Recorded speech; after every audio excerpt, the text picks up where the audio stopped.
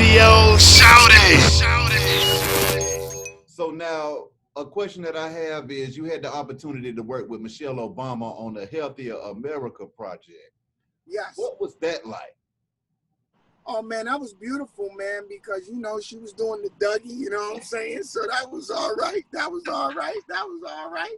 And then and then she told me that she wanted to make the song, you know what I mean? Let's Move. Yeah. And so I wrote the song Let's Move with another brother named Artie Green. And it was a beautiful situation. See, because I'm very strong on the subject of health. Mm-hmm. And I'm doing my best to make us know that out of all the riches in the world that you could have, the one richness that you need in your life more than anything is your health. That's Because right. you can't enjoy nothing if your health ain't right. You see what I'm saying? Mm-hmm. So it just comes down to the health, like your health, being able to take care of yourself. It's so important to do that. And so working with Michelle Obama, she knew the same thing. So for me to be able to take hip hop and merge it with the first lady Mm-hmm. and do things that could change people's lives, childhood obesity, high blood pressure, diabetes. I mean, we went hard to change people's lives. And I feel like that's what the creator had me here for. Sometimes some people might think that I'm going too hard, Mm-hmm. but you know, I know my purpose. Yeah. So because I know my purpose, I know I'm supposed to go this hard. Mm-hmm. So now, as a legend yourself, when you think about the legends that your music gave birth to, as an originator and innovator, how does that make you feel like when you see Biggie, his first single, Party and BS, he's sampling you? Yeah, man, I'm always thankful. I'm always appreciative of it. Biggie, I used to train him. I used to train Puffy.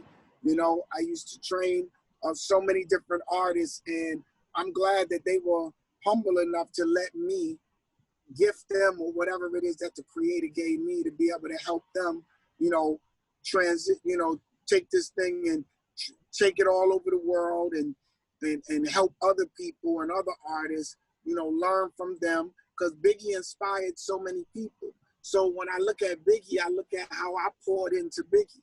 When I'm looking at Mary J, I look at her and I look at what I poured into her. When I look at Tupac, when I look at a lot of these people. So I feel, and I always say this, brother, you know, I say that I'm a humble servant. Mm-hmm. And I know that I'm here to serve and I will continue to do that job. And there's going to be times when some people will appreciate the service and there'll be times when some people don't.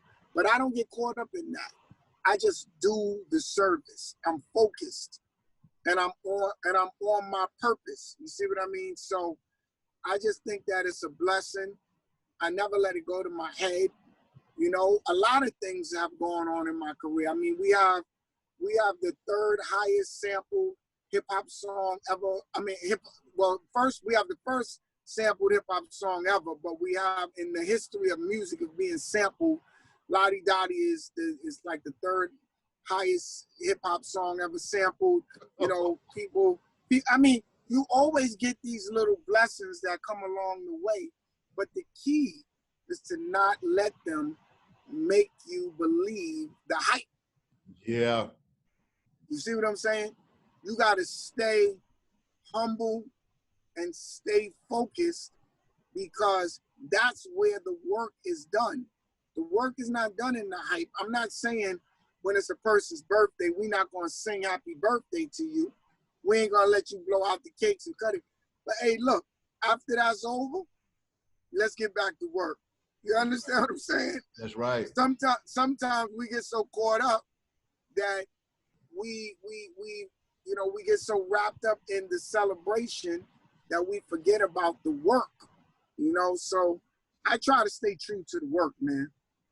As a mentor to both Tupac, Biggie, and Puffy, what was the game that you gave them early on, and what was it that you saw in them early on, and did you feel like they would go on to be legendary as well? Well, I seen Puffy as a guy who was really, really passionate about what he was doing. And these words are the words that I use for him, for Biggie, for all of the different people that I have worked with, and even Tupac. If you look at Tupac, passion is a word that describes him.